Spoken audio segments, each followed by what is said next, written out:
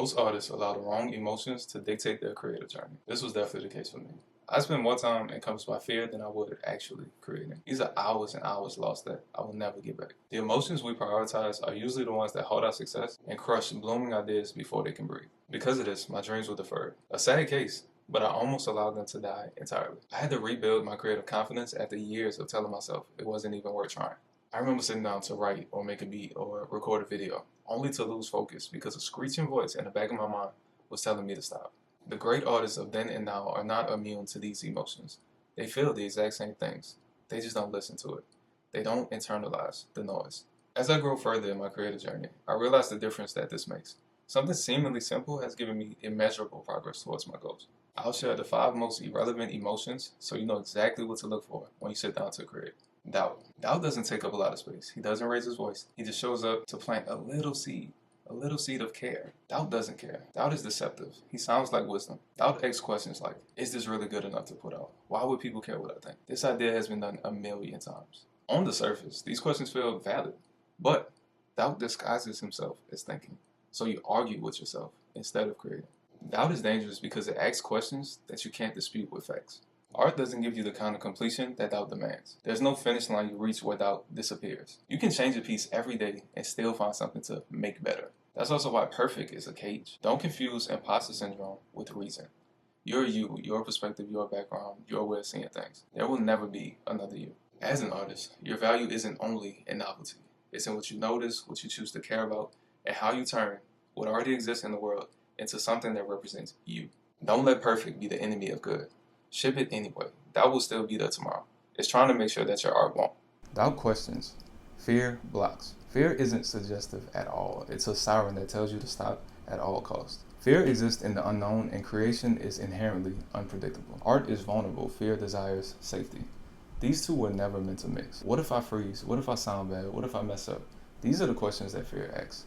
You imagine every possible failure instead of every possible breakthrough. Everything you fear is part of the process. The moments that scare you the most are often the moments that catapult your growth. You never truly know how any moment will impact you. So what is there to fear either way? This is why action is important. Fear and action cannot coexist. Fear doesn't disappear completely, but once you move, the water turns out to be a mile wide and an inch deep. We panic at the shore without knowing the water barely reaches our knees. The key is to start before you're ready. Fear peaks right before action. 9 times out of 10, you finish and say, oh, that wasn't that bad. Take the first step before you can even ponder. Start anyway. We suffer more in our imagination than in reality. Embarrassment. Embarrassment is an obsession with opinions that haven't even been formed yet. It's an overcrowded room that only exists in your head. Even if these people are real, they don't know your intention, your process, your sacrifice. You created this art with your best in mind. You made the most out of your skills, your knowledge, and your perspective. Embarrassment asks questions like, what if they think my music is trash? What if they think my opinions are stupid? What if I post this and no one likes it? Embarrassment edits everything. It's never consent. It takes your work and makes it more digestible, less colorful, less vibrant. It takes the soul out of everything by overanalyzing.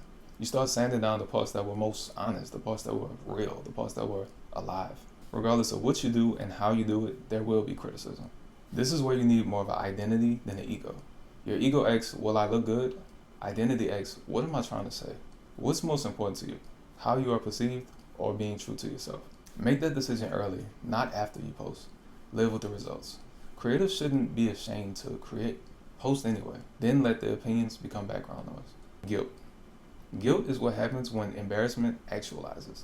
It pops up like a random reminder of what you've done wrong. Who's to say what's right or wrong? The creative journey is a story where you never know the consequences of misfortune or good fortune. Moments that seem like a setback can often end up being beneficial to your growth. Guilt is tricky because it can feel like you're learning from a mistake. In art, however, as long as you're not harming others, it is best to not feel guilty for being creative. Stop turning your creative process into a courtroom. Shame. Guilt questions your actions. Shame questions your character. Shame is a brutal scolder that says you didn't make a mistake. You are the mistake. Shame makes you say, I'm a failure. This bad draft, this bad post proves I'm a bad artist. Shame wants you to give up on your dreams entirely. This is the exact opposite of what you should do. Don't confuse being in a rut with your entire identity. Ebbs and flows are normal in this process. Shit, ebbs and flows are normal in life. The good, the bad, the ugly are all part of the process. Don't let the seemingly bad moments define you or your journey.